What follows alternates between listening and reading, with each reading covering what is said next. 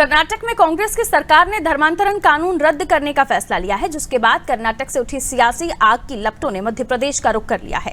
सूबे में भी धर्मांतरण कानून रद्द करने के मुद्दे पर जमकर सियासत देखने को मिल रही है। बीजेपी ने कांग्रेस पार्टी को जिहादी समर्थक होने का तमगा देकर एक नई बहस को जन्म दे दिया है। देखिए इस पर यह रिपोर्ट। देश गंभीर मुद्दों पर जमकर चर्चा हो रही है। बीजेपी धर्म विशेष पर आरोप लगाते हुए लव जिहाद धर्मांतरण को हिंदू धर्म के खिलाफ एक बड़ी साजिश करार दे रही है।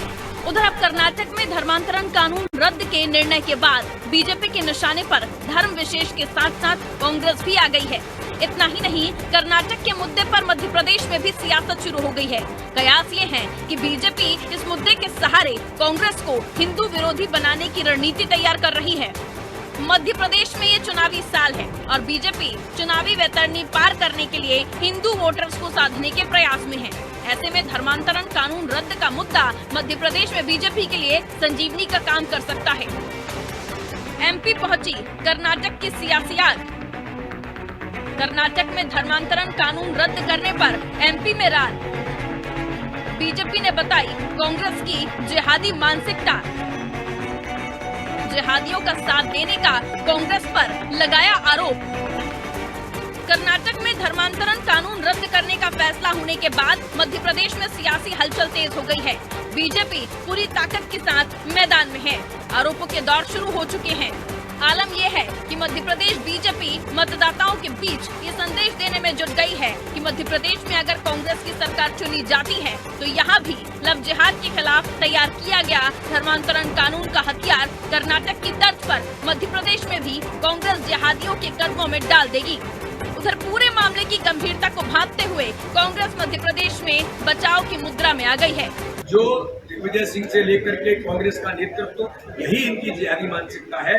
इन्हें तो यही चाहिए, ये अकबर को पढ़ाएंगे, ये जिहादी मानसिकता का प्रदर्शन करके पढ़ाएंगे, जो हिंदू बेटियों को अपनी पहचान छिपा करके उनका जीवन बर्बाद करते हैं, उनको पढ़ाएंगे जो, और क्या करेंगे। लेकिन ये देश आपको समझ चुका है, ये देश आपको जानता है। इस प्रकार की मैं कड़ी आलोचना करता हूँ और इस प्रकार की चीजों को बर्दाश्त देश ने कभी किया न करे। कांग्रेस के राष्ट्रीय अध्यक्ष कर्नाटक के हैं, इसलिए कर्नाटक में जो वापिस लिया गया है धर्मांतरण वाला, इससे आप कांग्रेस का हिडन एजेंडा समझ जाओ। अब खड़गे जी तो कुछ बोलेंगे नहीं, बोलने स्थिति में भी नहीं होंगे, पर प्रियंका जी राहुल जी से जरूर सवाल है कि प्रियंका जी कहती थी कि लड़की हूं, लड़ सकती हूं। अब ये तो लड़कियों की सुरक्षा के लिए था धर्मांतरण विधेयक, उनको संरक्षण देने के लिए था।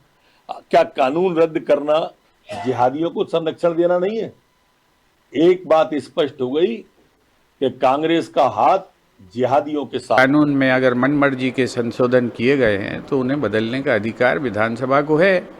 तो यहाँ पर जो है चिल्लाने की बजाय अपने विधायकों से बोलें कि जो है कर्नाटक की विधानसभा में जब जो है कानून पे चर्चा हो तो तब वहाँ पर चिल्लाएं। क्या मध्य प्रदेश में हमने 7 साल की सज़ा का कानून बनाया हुआ था तो बीजेपी ने यहाँ के 10 साल की सज़ा करके अब वाहवाही करने लगे, हमने कानून बना दिया। कानून तो पहले ही बना हुआ था, तुमने क्या किया? वही आपने कर्नाटक में किया है। तो कर्नाटक में अगर आप जो कानून में संशोधन आपने किए हैं अगर वो अवांछित हैं तो उस पर विचार करने का अधिकार विधानसभा को है।